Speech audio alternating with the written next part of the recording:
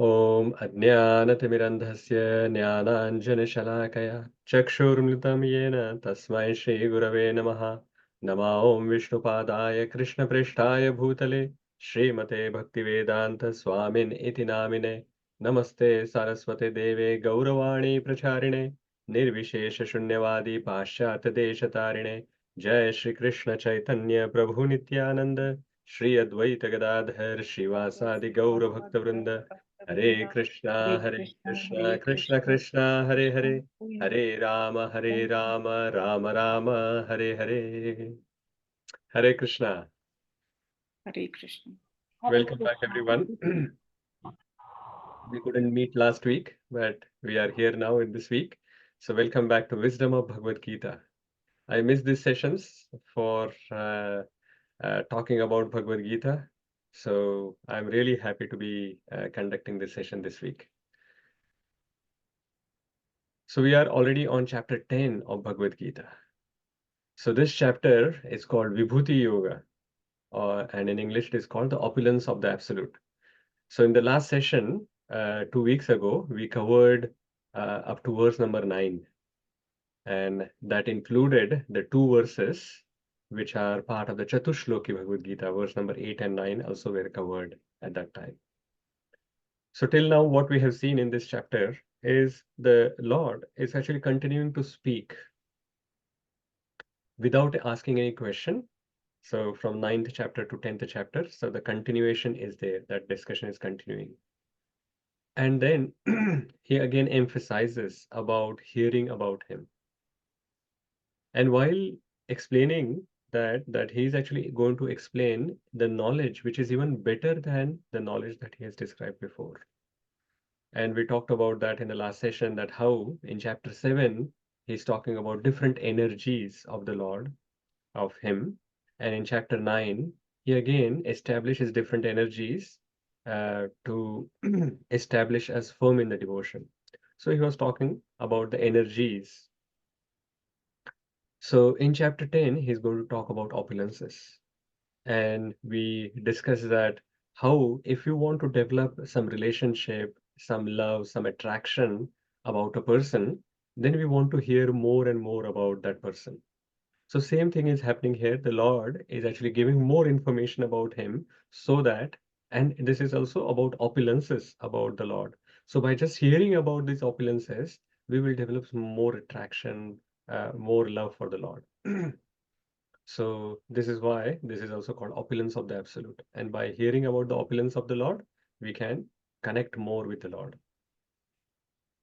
So why we have to hear about the Lord from the Lord himself, or from his pure devotees? Because Lord Krishna says earlier in the chapter that even the demigods, the devatas and sages, they also do not know about him. They cannot know about the Supreme Lord. So only who can know then? Only the devotees can know about the Lord. And how do they know about the Lord? By by hearing or studying his words. So Arjuna was very fortunate that he was directly hearing those words from Krishna. We are also fortunate that we are reading and studying those words, which like this conversation which happened between Arjuna and Krishna. So by studying his words, we can understand Krishna. Also, only by studying it is not possible. We need to actually get the mercy, the grace of the Supreme Lord to understand about him, which he mentions in the Chatur-Shloki Bhagavad Gita as well. So if we want to develop love for Krishna, we want to hear more, and the information or the knowledge about the Lord is given by the Lord himself. And if somehow or the other we are lacking in that knowledge, Krishna will come from within the heart and give that knowledge to us. And we will see that verse today. And then we were talking about the Chatur-Shloki Bhagavad Gita, that in the four verses, 10.8, 9, 10, and 11, these four verses, Krishna has given the knowledge of the entire Bhagavad Gita. Everything is given in these four verses. Of course, these are not details. So in four verses, you can't get all the details. This is just a summary of the knowledge. And how do we know that these four verses covers entire thing, like all the knowledge? we talked about Sambandha, Abhideya, and Prayojana. Sambandha means relationship, uh, Prayojana means what is the goal, and Abhideya means how do we actually get that goal? How do we achieve that goal? So it is the relationship between us and the Supreme Lord. Then, because we have got disconnected, we are trying to reconnect with Him, and that is the process of Bhakti Yoga, and that is the Abhideya. And Prayojana is finally after doing this, what will happen? We will do service to the Lord, and then we will go back to the Supreme Lord. So that is the Prayojana. So as long as actually all the scriptures are talking about the Sambandha, Abhideya, and Prayojana, and because these four verses are covering all three, Sambandha is covered, Abhideya is covered, and Prayojana is also covered. And that is why it is called Chatur-Shloki Bhagavad Gita.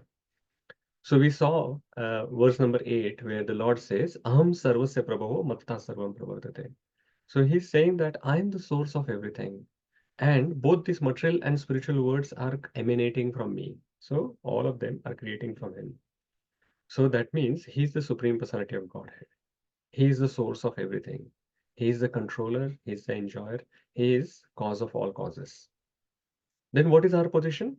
So Krishna says, Iti matva bhajante mam. So we are going to do the bhajan of the Supreme Lord. That means he is the Supreme Lord, he is the master, and we are the servant, and we are going to serve him. So that is the relationship has been mentioned here. And if we do the worship of the Supreme Lord with this understanding that he is the Prabhu, and from him everything is pravartate, everything is coming from him, then we are the intelligent people, buddha bhava samanvitaha. And this is in contrast in contrast with devata worshippers, which were explained in 7th chapter and 9th chapter, where Krishna says that they are alpamedasam and they are doing it avidhi purvakam, so they are not very intelligent. But here Krishna says that those who are worshipping me, they are very intelligent, they are buddha bhava samanvitaha. So the relationship has been established in this verse. Then in the 9th verse, the process of how to worship the Lord, how this bhajante is happening is given. So we talked about machita madgata prana bodhayanta parasparam kathayanta shamam nityam tushyanti charamanti cha. So this verse also talks about the symptoms of a devotee. So what did we see? It was mentioning matchitaha. Matchita means their thoughts are in Krishna. So their mind is always engaged in thinking about Krishna. So that is why matchita. Matagat prana means that life is fully devoted to Krishna's service. So their mind is engaged in Krishna's thoughts, and their life, that means their body and everything, is engaged in Krishna's service. And then what are they doing with their tongue? So bodhayanta parasparam. So they are talking about Krishna. So by kaya, vacha, and manasa. So by the body, by the words, and by the mind, the pure devotees are always doing some service to Krishna. So they are talking about Krishna. And it is not that they are talking about Krishna and it is giving them that pain that, oh, why do I have to actually do this again? Why do I have to actually again talk about Krishna? Why I have to actually talk about the same pastime again and again? No, no, no. They are actually tushyanti cha ramanti cha. They are finding great satisfaction and bliss by the enlightening one another about the topics of Krishna. And they are doing this uh, nityam. Nityam means they are doing it constantly. So we talked about that what is the then symptom of a devotee? That a person who takes pleasure in always chanting and talking about Krishna is a devotee. And we also talked about the Bhakti Lata Bij, the analogy that was given by Chaitanya Mahaprabhu, that how Bhakti was compared to a seed which we get from the spiritual master, and then we have to keep watering it by Shravanam and Kirtanam.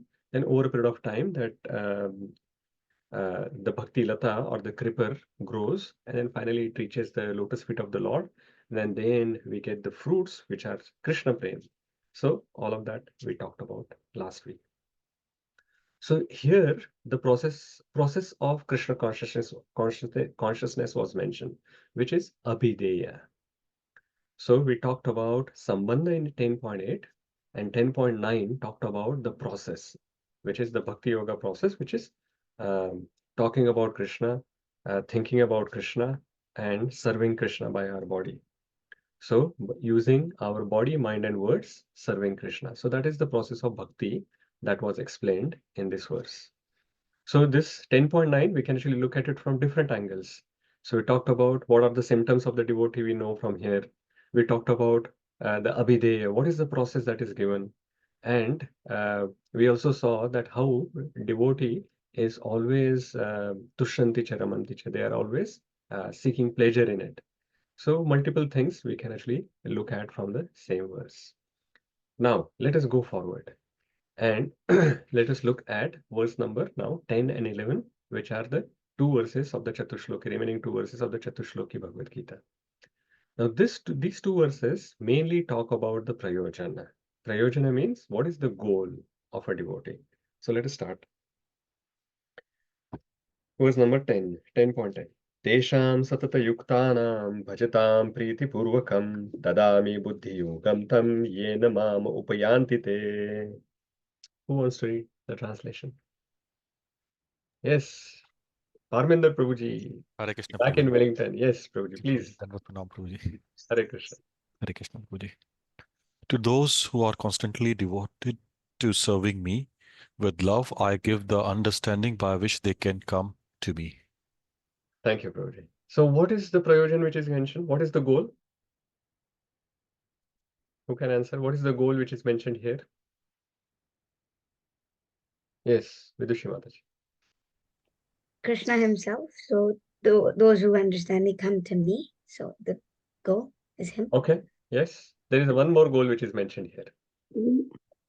There is constantly devoted to the serving me. Correct. Constantly serving Krishna. So constantly serving Krishna is a goal. It is not only the abhideya, which is the process, but it is also the goal of a devotee.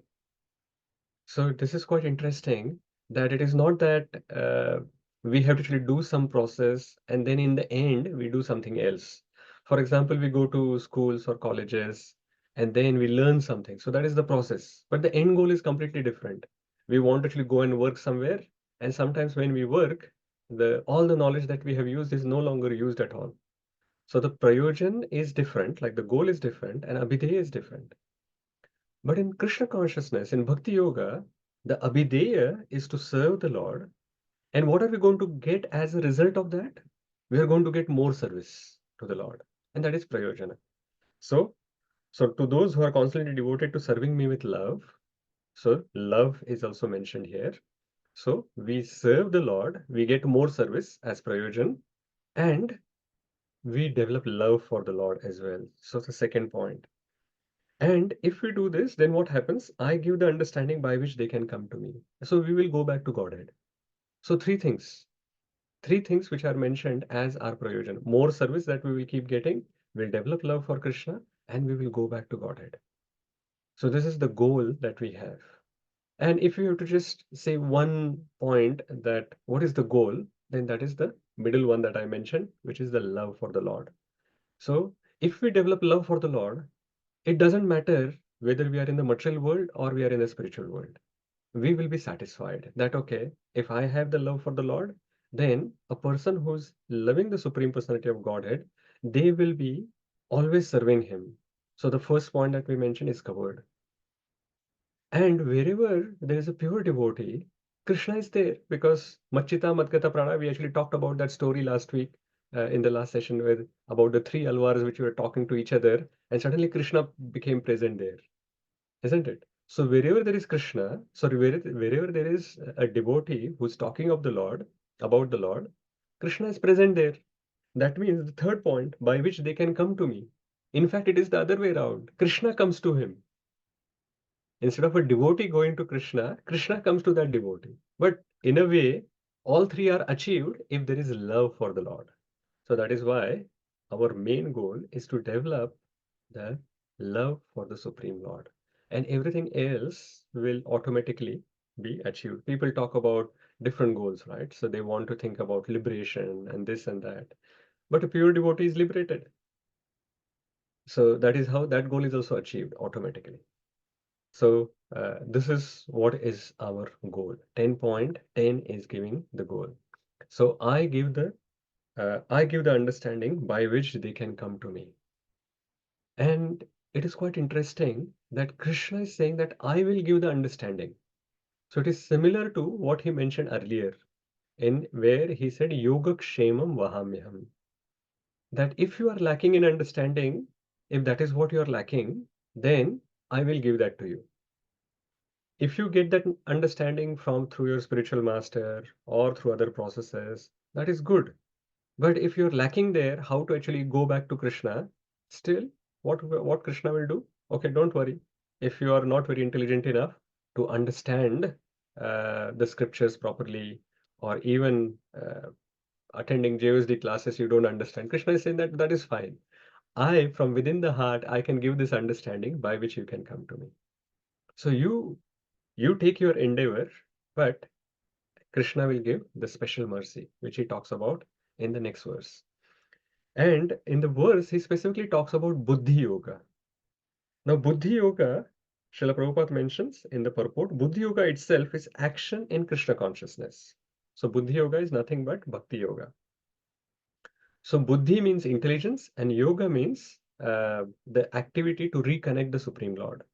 So, Buddhi Yoga, in a way, can also be said that using your intelligence to do the activities by which you can connect to the Supreme Lord. So that is why, in short, Srila Prabhupada says, Buddhi Yoga itself is action in Krishna consciousness. Action in Krishna consciousness is Buddhi Yoga. Let us look at the next verse. And that verse, actually, the 11th verse, gives more information about how Krishna gives the understanding by which we can go back to him.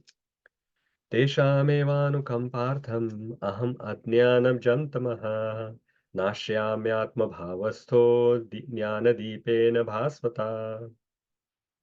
Yes, Uma Mataji, please go ahead. And then next one, Mahendra Prabhu, you can do. Hare Krishna, Prabhuji. Hare To Krishna. show them special mercy, I, dwelling in their hearts, destroy with the shining lamp of knowledge the darkness born of ignorance. Hare Krishna. Thank you, Mataji.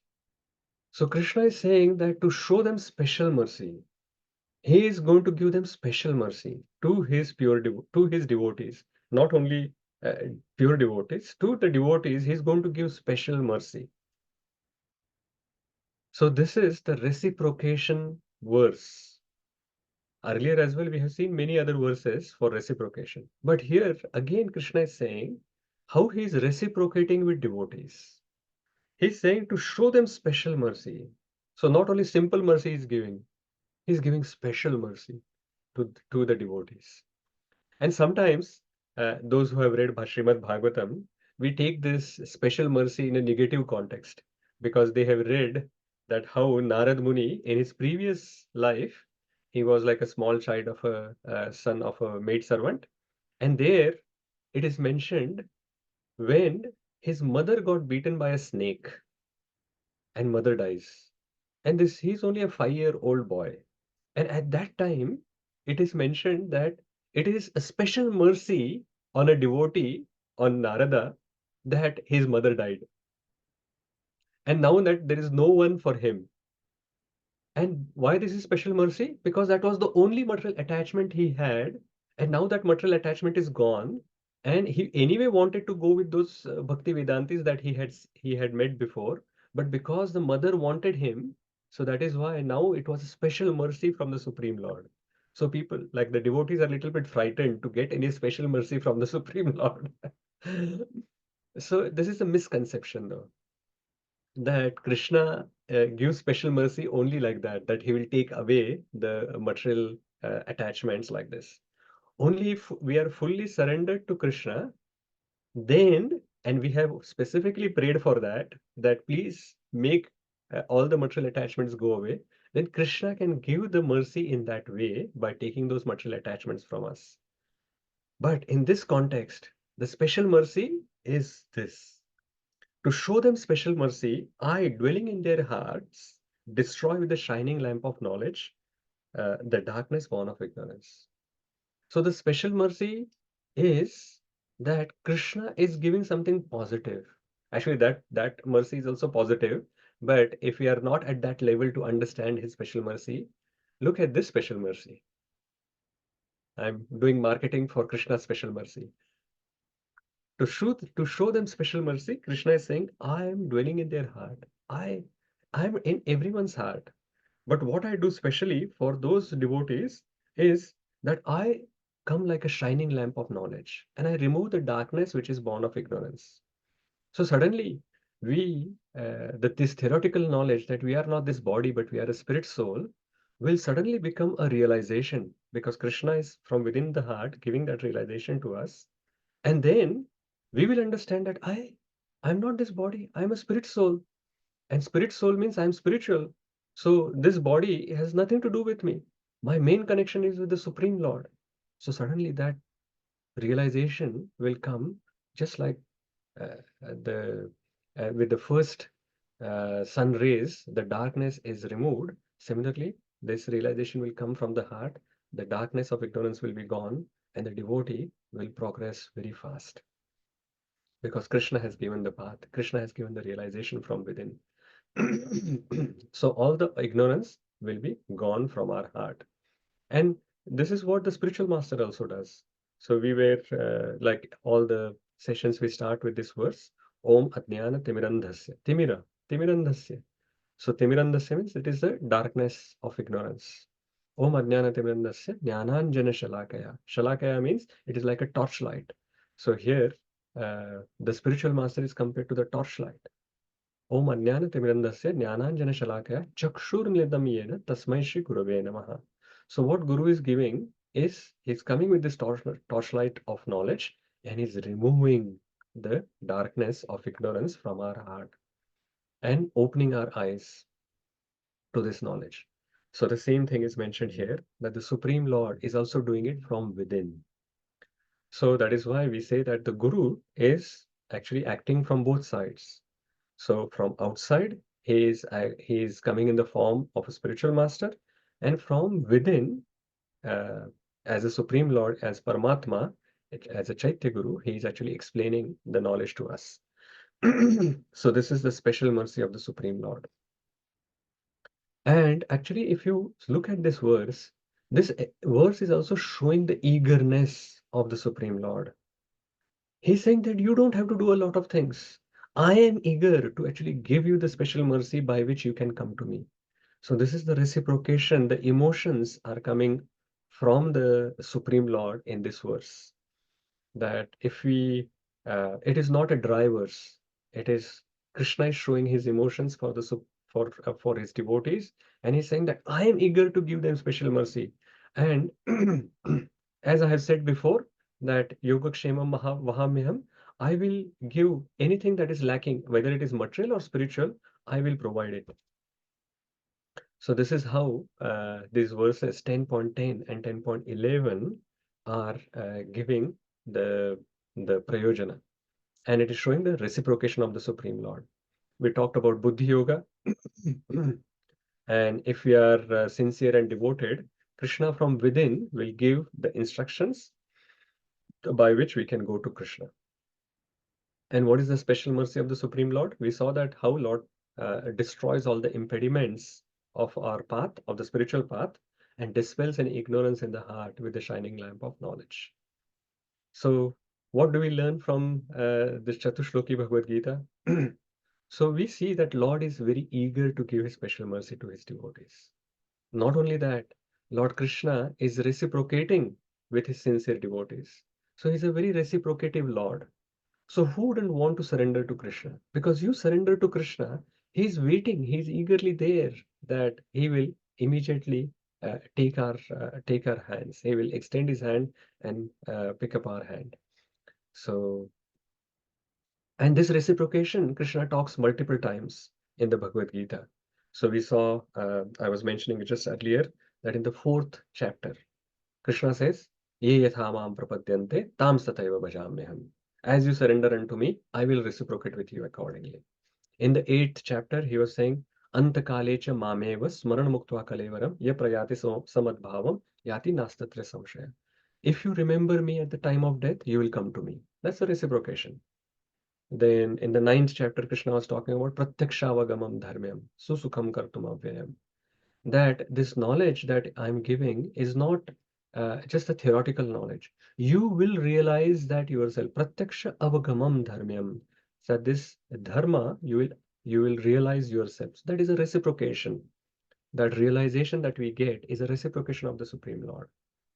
Then Krishna said that patram pushpam phalam toyam yo me bhaktya prayachati tadaham bhaktya upavrutam ashnami prayatatmana. If you offer these things with love to me, I will accept it. That's a reciprocation. And then, of course, 9.22, we had seen the Yogakshema Vahamyaham verse that we were talking about. That Ananyaschintayanto Mam. That if you are doing Ananya Bhakti to Krishna, then Krishna is saying that do not worry, I will take care of you. If you whatever you have, I will protect it. And whatever you do not have, I will provide it. So amazing reciprocation that we see in Bhagavad Gita. We actually generally think that the reciprocation of the Supreme Lord we can only see from the pastimes of Srimad Bhagavatam. Yes, the pastimes of Srimad Bhagavatam are very reciprocative and they are very inspiring. But actually, there is quite a lot of reciprocation that you can see between Lord Shri Krishna and Arjuna in Bhagavad Gita as well. And this reciprocation in these verses is as sweet as the pastimes of Srimad Bhagavatam as well. So this is the Chatur-Shloki Bhagavad Gita. Any questions or comments before we move on to further things? Other verses. Next few verses are also quite interesting and important. Yes, Aparna Mataji. Hare Krishna, Prabhuji, Dandavat Pranam. Dandavad. My question was, Prabhuji, the reciprocation of, Lord, Supreme Lord's love back to the devotees. Is this only possible for a bhakti yogi, or a jnana yogi can also aim for getting such reciprocation, Prabhuji? Yeah, good question, Mataji. Actually, the other processes of yoga, they are mainly dependent on the endeavor of the yogi. Like the Karma Yoga, he's doing his endeavor. Jnana Yogi is doing his endeavor. And the Ashtanga Yogi is doing his endeavor. And they are trying to actually connect to the Supreme Lord by their own endeavors. So they are not actually looking for the mercy of the Supreme Lord. So there is no reciprocation that they are expecting. And Krishna says that if you expect reciprocation, I will give it to you because he's a reciprocal Lord.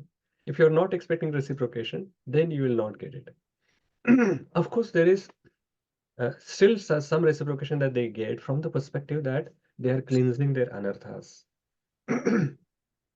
Because only after cleansing their anarthas, they will be able to connect. Finally, there is that yoga part that is there. And Yes. even though we say that Bhakti Yoga, the main focus is the connection and love and devotion to the Supreme Lord, that doesn't mean that the other processes doesn't have the love or the desire to love at all. It is just that it is smaller amount, it is less, and then slowly in Bhakti Yoga, it is the maximum.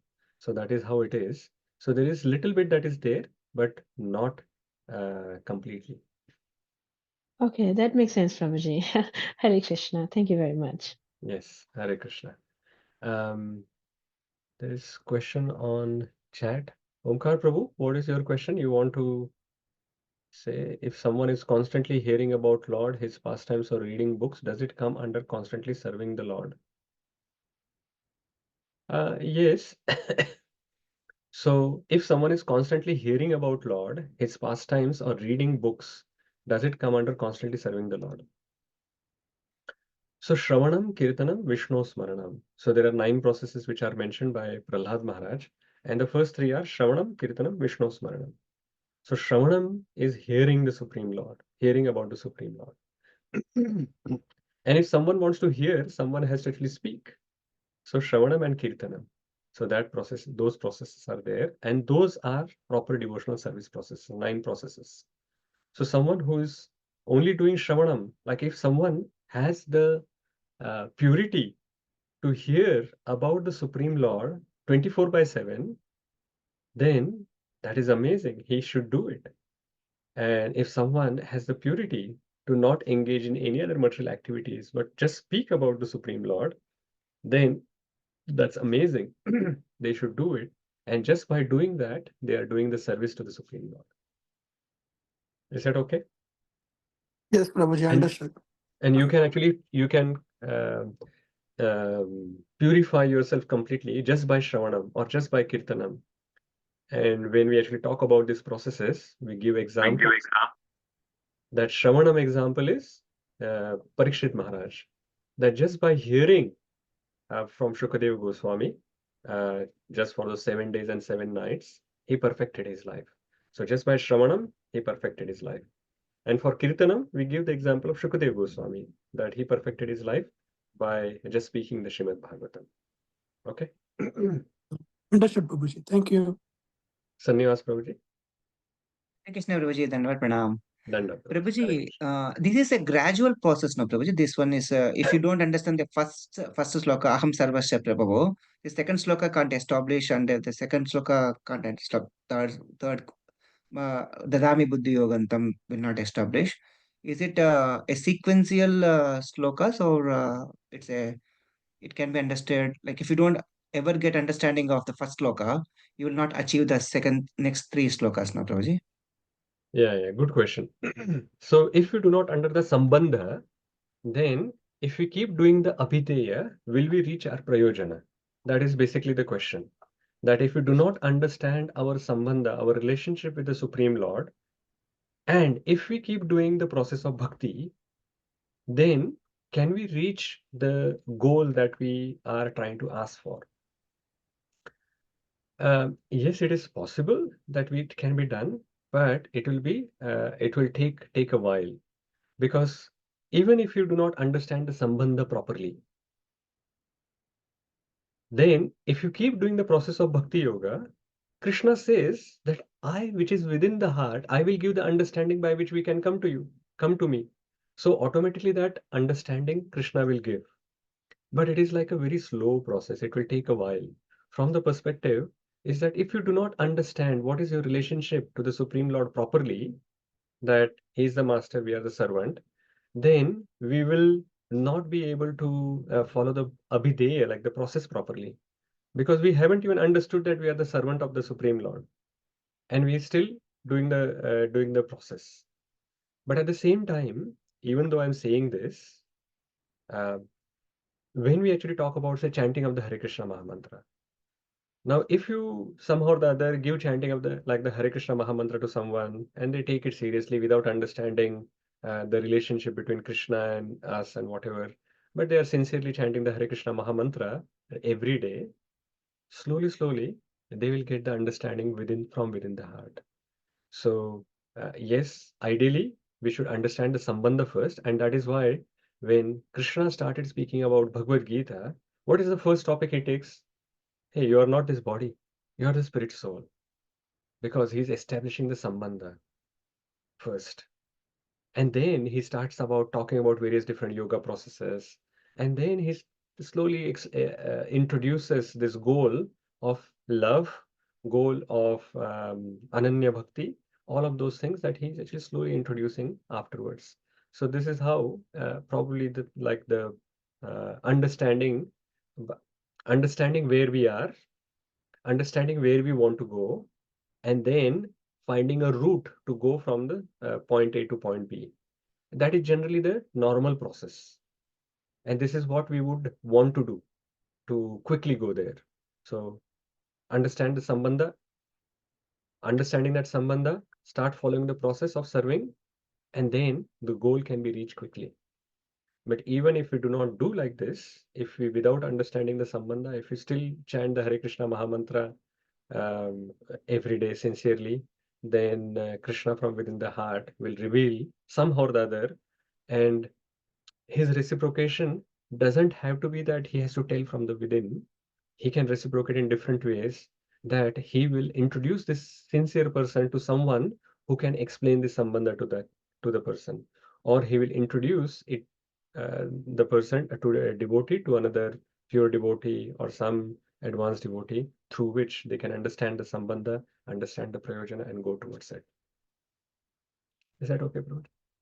Yes, Prabhuji. So if in the third sloka, if you're stuck in third sloka, I'm not getting buddhi means I'm still struggling materially means Krishna is giving not mercy means, then we are not doing the first sloka, second sloka properly. That's why we are not able to come to this one because I'm not. Is that way of understanding is correct, Prabhuji? I'm Because thinking that if a devotee is thinking like this, that I'm not getting buddhi from Krishna, I'm thinking that possibly this is lack of gratitude of a devotee also, because by getting introduced to the right books, by getting introduced to Srila Prabhupada's Bhagavad Gita, Srila Prabhupada's Srimad Bhagavatam, Srila Prabhupada's Chaitanya Charitamrita, that itself is mercy. Because so many people get misdirected, not only from the book's perspective, but also from the parampara or the lack of parampara perspective. So getting us introduced or connected to the proper parampara, then giving us a great devotee, a pure devotee like Srila Prabhupada and his books, that itself is Tadami Buddhi Yogam Tam. And then getting introduced to the right devotees who can explain those books to us, as well as getting introduced to a spiritual master by which we are understanding these intricacies of the knowledge and intricacies of the process properly, then that means I think we are getting enough buddhi from Krishna as reciprocation. And if we do not understand that we are getting this reciprocation from the Supreme Lord, and we keep waiting for some other miracle, different miracle, then I think that is lack of gratitude from a devotee's perspective. So we should actually see what we are getting from the Supreme Lord and be grateful for that. And if we actually show gratitude to Krishna, show gratitude to devotees through whom we are getting this, automatically what happens is we will get more, and then we will progress faster, even faster. So I'm thinking that a sincere devotee uh, keep getting these the verse number 10 and 11 as well. So I was mentioning even the 11th verse, which talks about the shining like Nashyama Atma Bhavasto Jnana Deepena Bhasvata. So we talked about how spiritual master also does this job for us. So it is like it will be ungrateful to say that we are not getting it at this point as well. Okay. Very well. Very well explained, Prabhuji. Thank you. Thank you, Prabhuji. Hare Krishna. So let us move on further. Yeah. What is Arjuna saying now? This is very important verse. Two verses which are coming. Arjuna's realization. Now he's explaining. Arjuna Uvacha. Param Brahma Param Dhama Pavitram Paramam Bhavan Purusham Shashvatam Divyam Adidevam Ajam Vibhum Ahustvam Rishya Sarve Devarashi Naradastatha Asito Devalo Vyasaha Swayam Chaiva Bravishime. Hare Krishna Prabhuji. Yes, Mahendra Prabhu. Next one, Vibhor Prabhu, you can do. Arjuna said, "You are the Supreme Personality of Godhead, the ultimate abode, the purest, the absolute truth. You are the eternal, transcendental, original person, the unborn, the greatest. All the great sages such as Narada, Asita, Devala, and Vyasa confirmed this truth about you, and now you yourself are declaring it to me." Hare Krishna Prabhuji. Thank you, Prabhu. These are as important verses as the Chatur-Shloki Bhagavad Gita. Why? Because these are Arjuna's realization. Now understand that this is a conversation. Bhagavad Gita is a conversation between Krishna and Arjuna. Now, if say suppose there is a great professor who's explaining some important knowledge to various students, and for somehow or the other, after you were not present at that time when the great professor was explaining the knowledge to the students, and you want to know about that knowledge now, and now the somehow or the other the professor is not accessible, then what will you do? What is the best way to understand that knowledge which was given by the professor? What is the right way?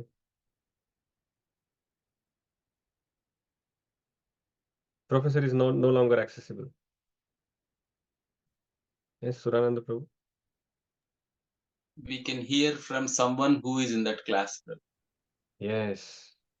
And even more important is that the student who, while in the class, has already said that, oh teacher, you have explained this to me, and this is what I have understood. So if the teacher has not objected or not given any negative comments to him, that means his understanding was correct. So teacher has said something, the student has again repeated what the teacher has explained, and the teacher has agreed to it. So to that student, if you go and ask, what was it that you have learned from the teacher, then you will get the right understanding. So this is what we are seeing in this particular two verses. So actually Lord Krishna, if you haven't noticed, has spoken quite a long, a stream of verses. So he started talking in 8th chapter, and there, out of the 28 verses, only first two verses were spoken by Arjuna. And then Krishna started speaking. So the 26 verses of 8th chapter he spoke. Entire 9th chapter Krishna spoke, 34 verses. Until now, till 11th verse of 10th chapter, Krishna has spoken.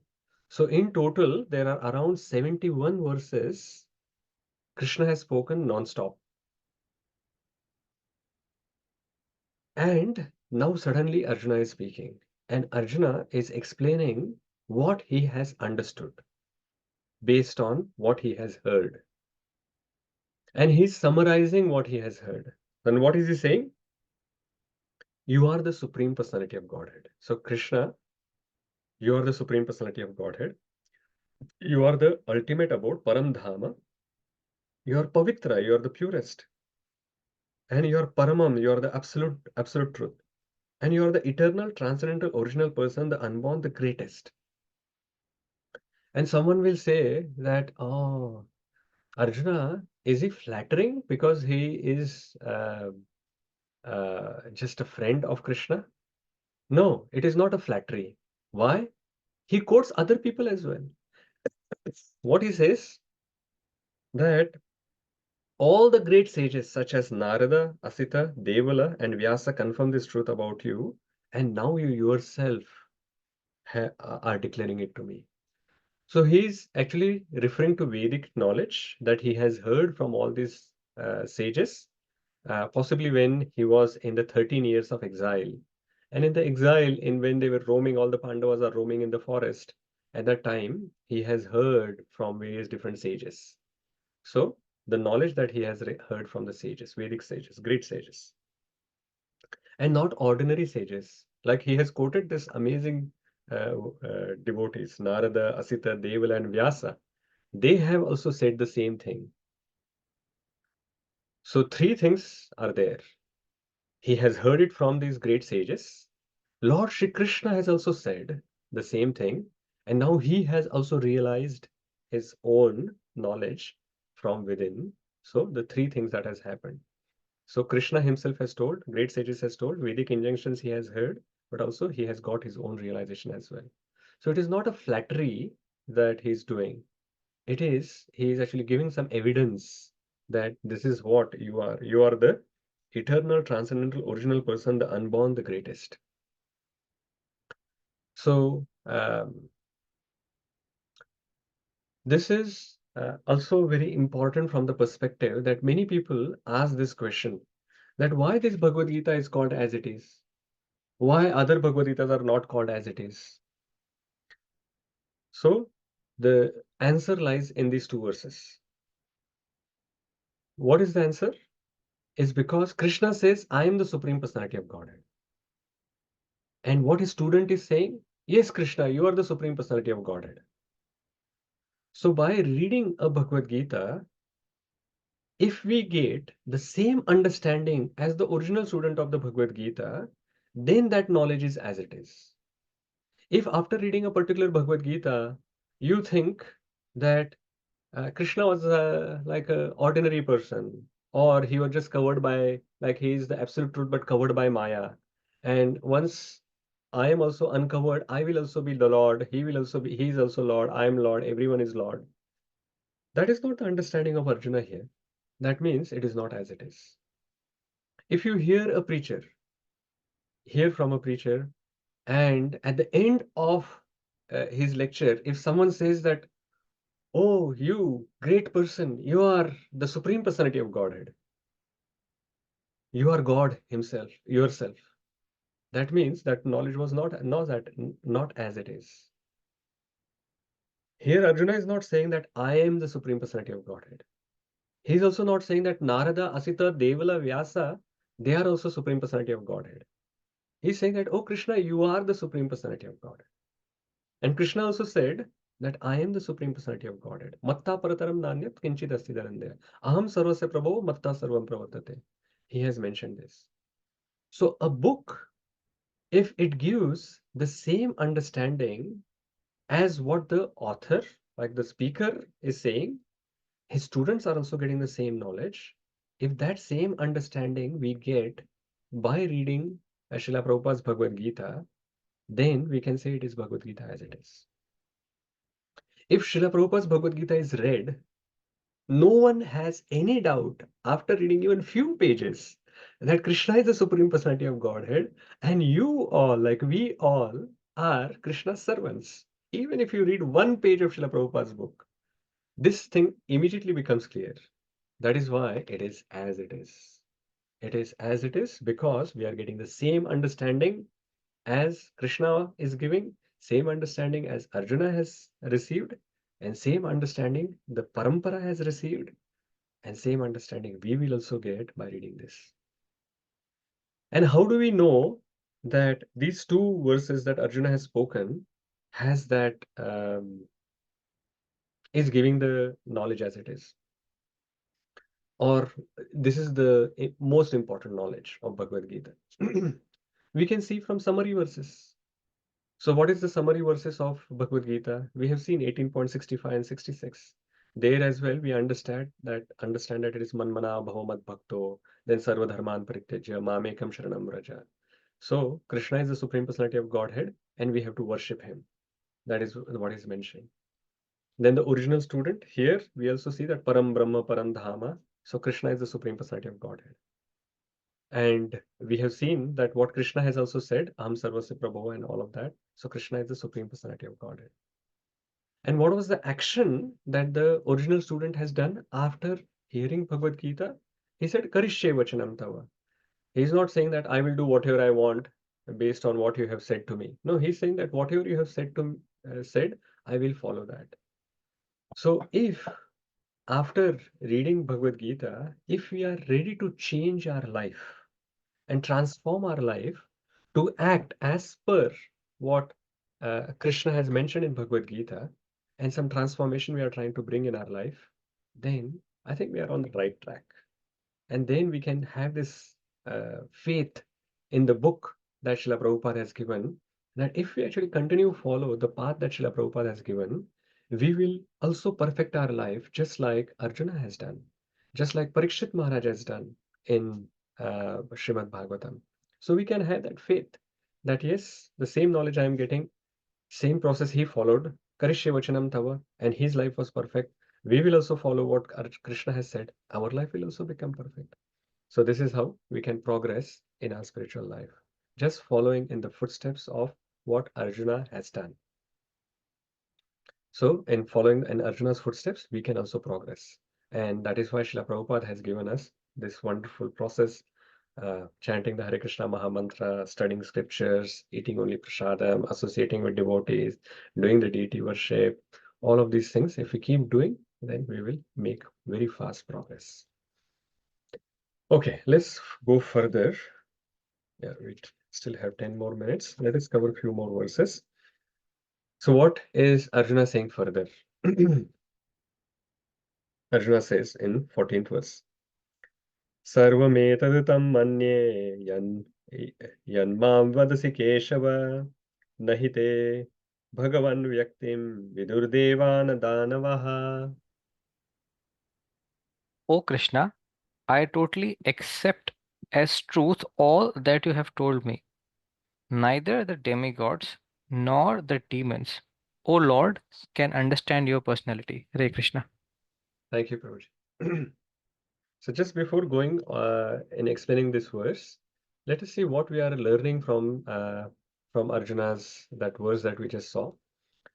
So Arjuna is the original student of Bhagavad Gita, so learn from him as it is. Krishna is the Supreme Personality of Godhead. So he has clarified that to all of us, very, very in clear words. Krishna has already mentioned this, and Arjuna is also repeating that as a first student of Bhagavad Gita. Okay. And about this particular verse that we just read, it is quite interesting. What is Arjuna saying? We can just read this verse and just skip this part possibly while we are just reading it. But he's saying quite something interesting. He says, "Oh Krishna, I totally accept, totally, totally accept as truth all that you have told to me." This is the mood that we should have when we are reading Bhagavad Gita. We should accept everything that Krishna has given to us. Not that we actually pick and choose from Bhagavad Gita that these verses are relevant for me. I will just take those verses, but these are difficult to implement or whatever. I will just ignore these verses. So you're not accepting it totally. You're just accepting it partially. So what Srila Prabhupada says, let's read this one para. Yeah. It's on the screen. Someone wants to read? Yes, Sridhar Prabhu.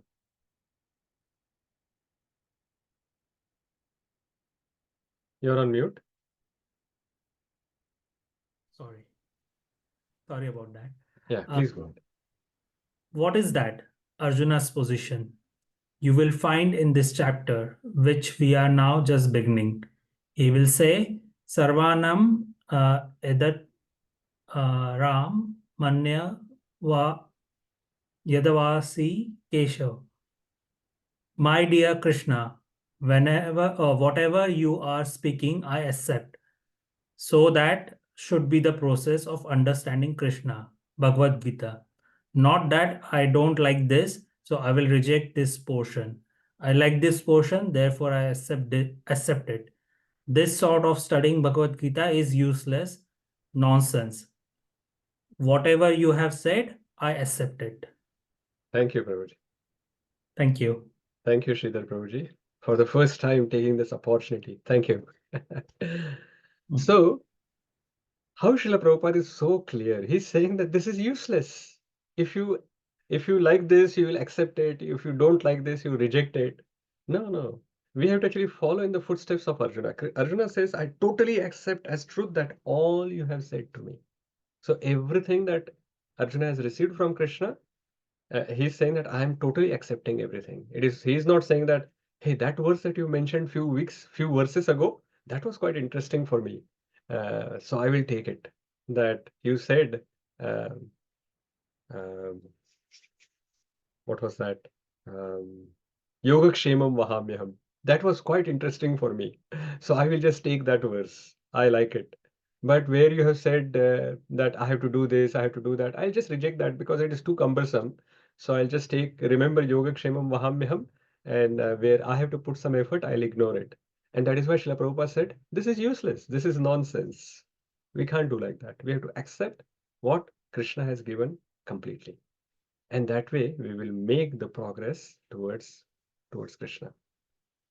So as Srila Prabhupada is explaining, if you read this purport, then Srila Prabhupada is saying that Arjuna is teaching us the mood in which we should accept Krishna's words. This should be our mood, that I trust Krishna wholeheartedly, fully, and that is why I totally accept what he has given to me. Okay, let us go ahead. Verse number 15. स्वयं एवात्मनात्मानं वेत्थत्वं पुरुषोत्तम भूतभावन भूतेश देवदेव जगत्पते. Who wants to read? Yes, Vidushi Mataji, please go ahead. Indeed, you alone know yourself by your own internal potency, O Supreme Person, Origin of all, Lord of all beings, God of gods, Lord of the universe. Yeah, nice. Thank you. So, what did we learn from the previous verse? We saw that accept the knowledge of Bhagavad Gita in full and as it is, instead of selecting only a portion of it that suits you. And what Krishna is saying now, sorry, Arjuna is saying now, his realization is continuing. Continuing. He's saying now, he's explaining the complete truth about Krishna. ఇక్కడ తీసుకురావద్దు అది water ఇక్కడ వచ్చిందంటే కొట్టేస్తాను కావా. Sorry, I muted you, Vidushi Mataji, now. Okay, so truth about Krishna is explained. Purushottama. He's saying that you are Purushottama, you are Bhuta Bhavana, you are Bhutesha, you are Deva Deva and Jagatpate.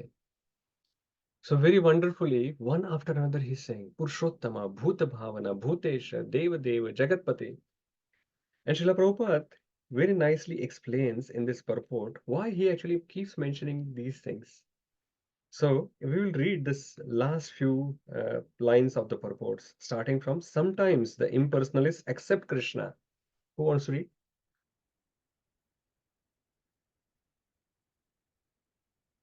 Come on, fast. Someone. Okay, if you're not reading, I will read. Anyone keen? I'll read, Prabhuji. Okay, go ahead. Sometimes the impersonalists accept from there. Last paragraph of that purport. In between, it starts of the last para. Yes, Prabhuji.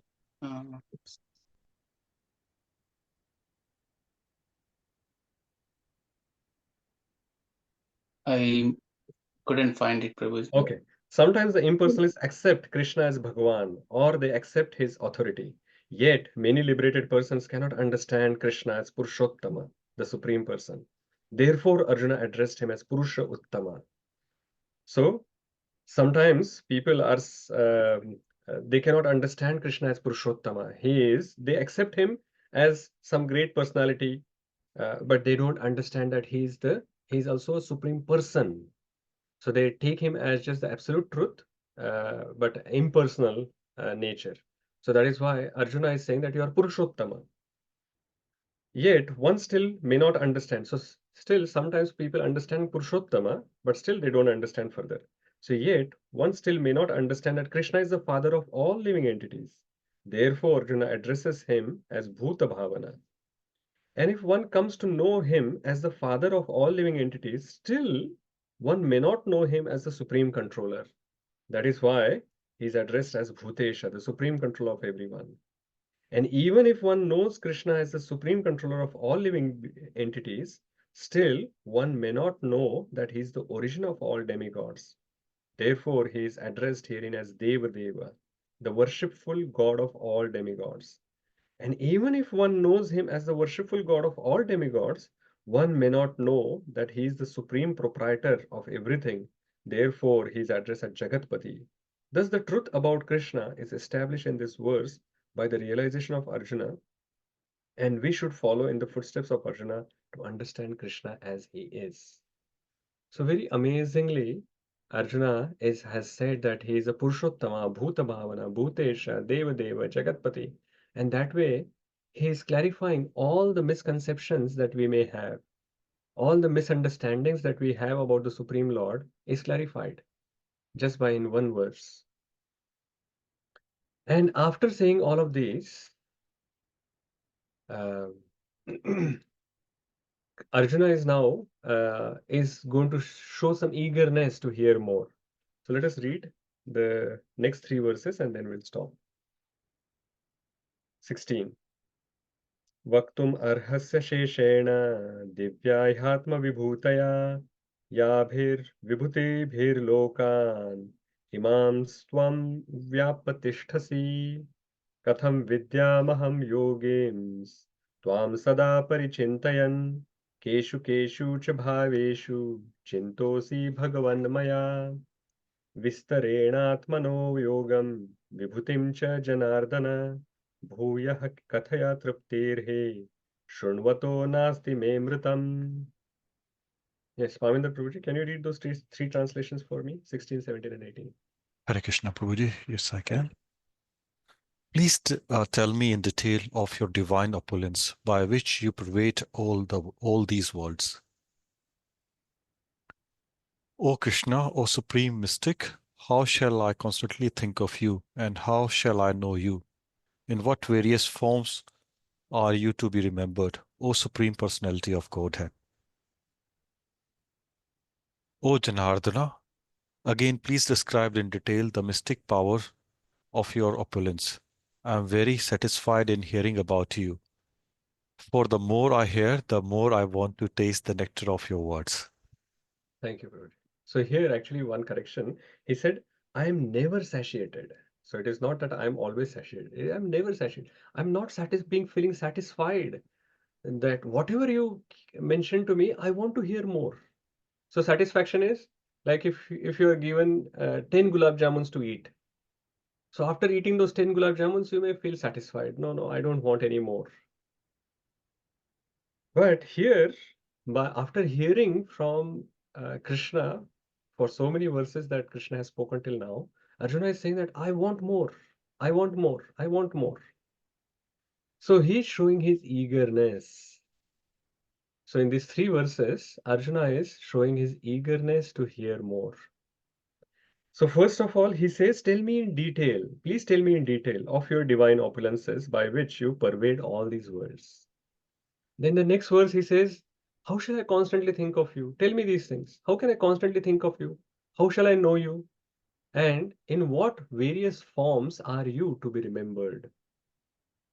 Why is he asking? Srila Prabhupada explains in the purports. He says that a common man, they have no love for Krishna, like all of us. And they cannot always think of Krishna. They can only think materially, and that is why they want to see Krishna in physical representations. And by seeing Krishna in physical representations, they will be able to constantly think of Krishna. They will know Krishna and various different forms. If they know, then from that they will be able to connect to Krishna. So this is the reason why it is explained, why it is mentioned by Arjuna to explain properly and explain further.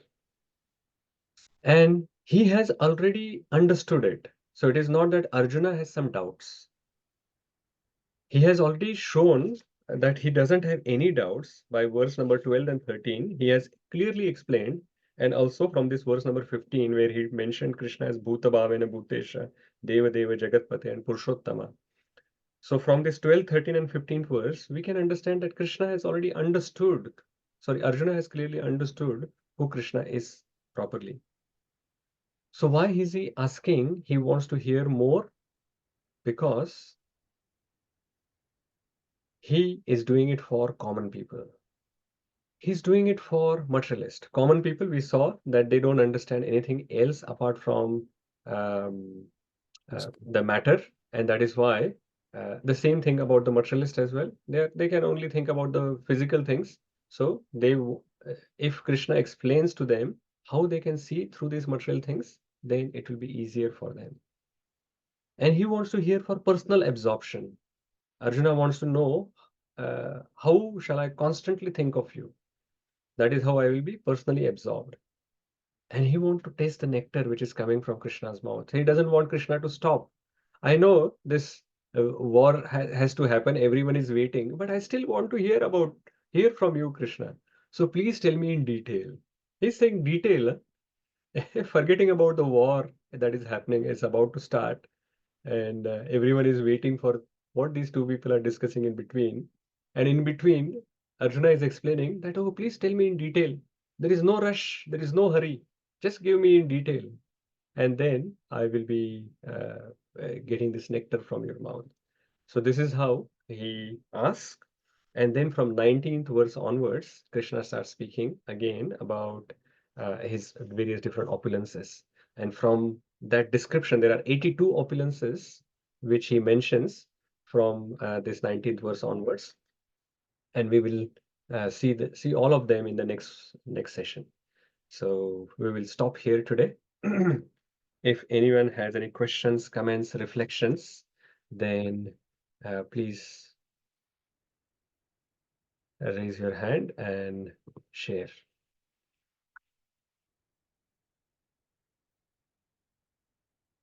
Anyone's any reflections, comments, questions? Yes, Surananda Prabhuji. Hare Krishna Prabhuji. My Correct. realization today is we had to take everything whatever Krishna told, not portions. Correct. Very nice. Very good. Anyone else has any reflections, comments, any summary points? Yes, Aparna Mataji. Hare Krishna, Prabhuji. Prabhuji, since I'm not 100% well, so I won't be asking you more question, but I got a comment to make, Prabhuji, that Please go ahead. the way you explained the concept of reciprocation of love, Prabhuji, which Krishna gives to the devotees, to his devotees. And at that time, when you were explaining, I had this question, and I was not sure if I should ask you because it might need a bit of more explanation, Prabhuji, by looking at the time. So if you permit me, I can throw that question, but if not, then I can keep it for the next session, Don't Prabhuji. throw it anywhere. Don't throw the question anywhere. Just ask me Okay. now. Thank you, Prabhuji. You're very kind. So, Prabhuji, my question was obviously for pure devotees, because like you rightly mentioned, common people cannot understand Krishna and they cannot even think about Krishna. So, but people who are on a little bit higher or elevated platform who think about Krishna on different levels, some will be pure devotees, some will be practicing like myself. But my question is, Prabhuji, that reciprocation start to come on the level of our what's the right word, dedication or commitment to become Krishna conscious, or does it just comes as a big flash only to the pure devotees, Prabhuji, if that What do makes you think? sense? What do I think? I think, yeah, I think it comes to everyone, Prabhuji, but depending on, are we able to realize that? I mean, are we having that eyes to see that coming? Yeah. Prabhuji, I'm little bit confused over there, but I know that everyone should get the way they are sort of committing themselves. But what if we cannot see that, Prabhuji? What happens then, and how can we see that coming? Yeah, good question. So, as we mentioned earlier as well, that if we are not able to see Krishna's reciprocation at our level, that is just the lack of gratitude that we have. Everyone gets the reciprocation from the Supreme Lord. And even those like atheists also are maintained by the Supreme Lord. Is that not reciprocation of the Supreme Lord? Even without doing anything, Krishna is doing so many things for all of us. And especially devotees who are taking even one step towards Krishna, they, like Krishna, is so eager that he is actually running towards us.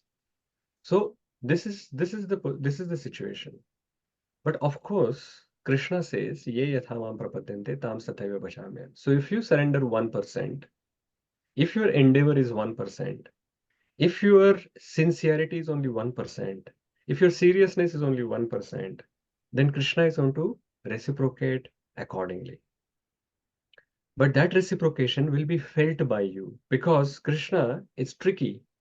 Just like when we uh, uh, like we don't do that, but in the supermarket sometimes they have these tasters which are kept, or even for the fragrances they will have the testers so that people can try and smell and say that, oh, this fragrance is very nice, I'll buy it. So similarly, Krishna also wants to attract us, and that reciprocation that he will give will keep us going in Krishna consciousness. That will actually keep us hooked up, and then we will want to do more, and then he will reciprocate more, and then we will want more, we will do more, and then we will want more, and we will get more, and that is how that cycle will continue. Right. And if we are not realizing those the mercy that we are getting from Krishna through some devotees or through some other things like through the Shastras, some realization, some understanding comes, or some questions that we have, and suddenly we're reading a part, and then it just clicks that, oh, this was the question. And see, today I'm just reading that. I had this question in the morning. I'm reading this purport, and the answer is given in this purport. So sometimes this happens, or sometimes just the devotee is giving a lecture, and we are not even asked the question, and in that. Krishna is actually reveals that answer through the devotee who's speaking it, because finally Krishna is also sitting that in that speaker's heart. So understanding what the devotees or the hearers want to hear, what is right for them, Krishna may actually reveal it through the speaker as well. So many things can happen like this. It is just that we have to be um, having this grateful heart. If we do not have the grateful heart, uh, we will we will miss this reciprocation which is coming from Krishna, and we will keep thinking that it is just by my endeavor or my because of me it is happening. And if we actually do not acknowledge the mercy that we get from Krishna or his devotees, the tap of mercy gets turned off, Yes, Prabhuji. and No, then thank you. Yeah, sorry, yeah, then Prabhuji. that Yeah. feedback is feedback we are not getting, and then slowly our bhakti dries up. Oh, absolutely, Prabhuji. I mean, beautifully explained. But my problem is, Prabhuji, I have been getting Krishna's mercy from very childhood. So it's not even reciprocation because I'm not doing much. But he's so kind that he's blessing me since very childhood. So that's why my question came forward to that. It is not even a reciprocation. So I'm not giving anything much, but I'm getting so much in terms of his love and mercy. That was my question, which drove me to to ask you, but beautifully explained, Prabhuji. Thank you Okay. very Hare much. Krishna. Hare Krishna. Hare Krishna. Anyone has any other reflections, comments, or summary points to say? We will take one or two last points and then we will close. Okay, Pamendra Prabhuji and Janaki Mataji, we will take these two.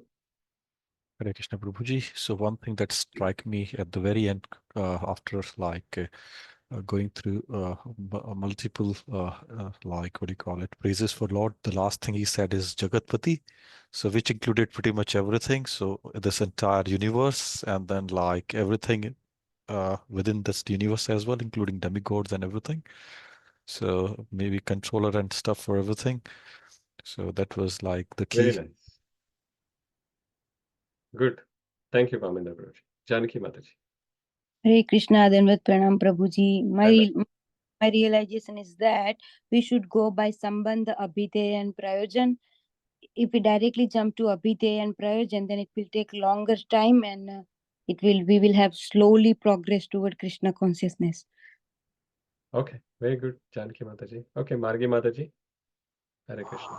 Hare Krishna Prabhuji. The point which touched me is the goal of a devotee is to constantly serve Krishna and to love Krishna. Yeah, very good. That is our most important goal, to develop love for Krishna. Amazing. Thank you very much. I think we will stop here for today. And next week, we will try to complete, if possible, this entire chapter, remaining chapter. Srila Prabhupada ki jai. Jai. Srimad Bhagavad Gita ki jai. Jai. Hare Krishna. Hare Hare Krishna. Krishna.